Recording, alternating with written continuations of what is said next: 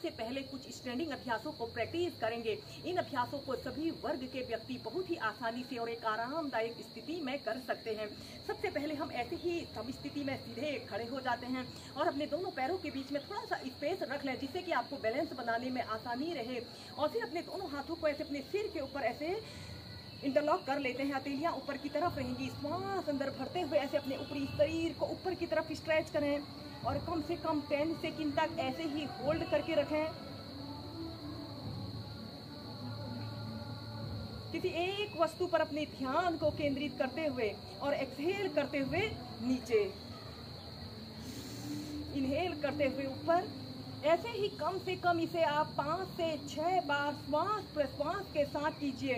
यह बैलेंसिंग का एक बहुत अच्छा अभ्यास है और इसे करने से हमारे घुटने काफी मजबूत बनते हैं। एक्सहेल करते हुए नीचे।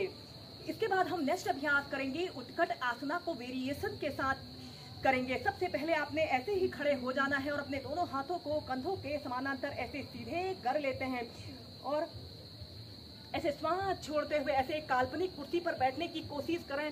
पंजों के बल आपने बैठना है, एड़ियां ऊपर की तरफ रहेंगी और ऐसे सीधे देखिए। कम से कम 10 सेकेंड या 20 सेकेंड तक ऐसे ही होल्ड करके रखें। जिन लोगों के घुटनों में दर्द सूजन की समस्या रहती है के लोगों ने भी इस अभ्यास को जरूर प्रैक्टिस करना चाहिए। इसे करने से हमारे घुटने 100 वर्षों तक बिल्कुल स्वस्थ रहते हैं। और फिर सीधे एक्सहेल करते हुए ऐसे आपने एक काल्पनिक कुर्सी पर बैठते हैं। ऐसे बैलेंस बनाने की कोशिश करें।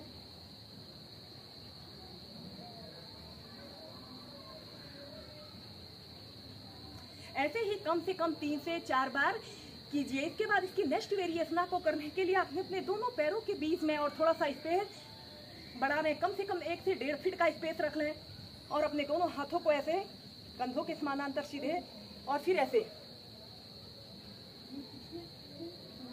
काल्पनिक कुर्सी पर बैठने की कोशिश करते हुए या फिर अपने दोनों हाथों को ऐसे प्रणाम मुद्रा भी बना सकते हैं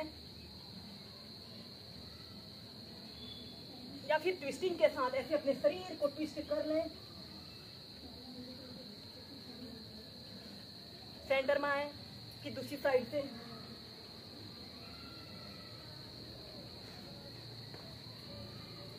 ऐसे ही इसे 2 से 3 बार कीजिए।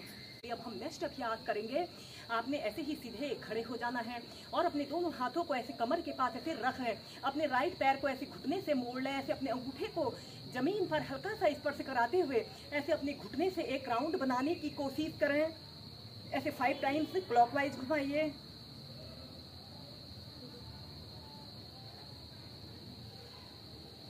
और फिर एंटी क्लॉकवाइज।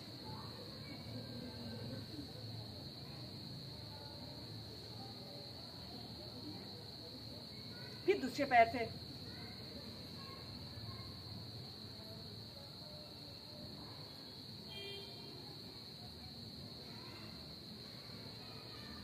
जितनी बार आप क्लॉकवाइज करेंगे उतनी ही बार फिर एंटी क्लॉकवाइज करते हैं। फिर सीधे। इसके बाद ऐसे अपने दोनों घुटनों को ऐसे आपस में मिलाते हुए दोनों घुटनों को एक साथ ऐसे क्लॉकवाइज घुमाइए 5 टाइम्स।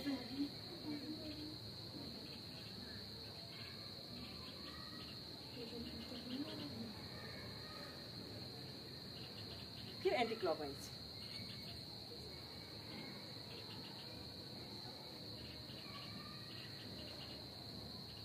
फिर सीधे। इसके बाद आपने अपने दोनों पैरों के बीच में ऐसे स्पेस रख लेते हैं और अपने दोनों हाथों को कंधों के समानांतर ऐसे पार्श्व भागों में ऐसे फैला लेते हैं और फिर ऐसे अपने राइट हाथ को लेफ्ट पंजे के पास ऐसे रखें और ऊपर की तरफ देखें।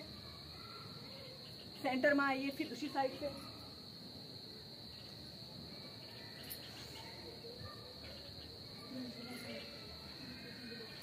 ऐसे ही कम से कम 8 से 10 बार कीजिए।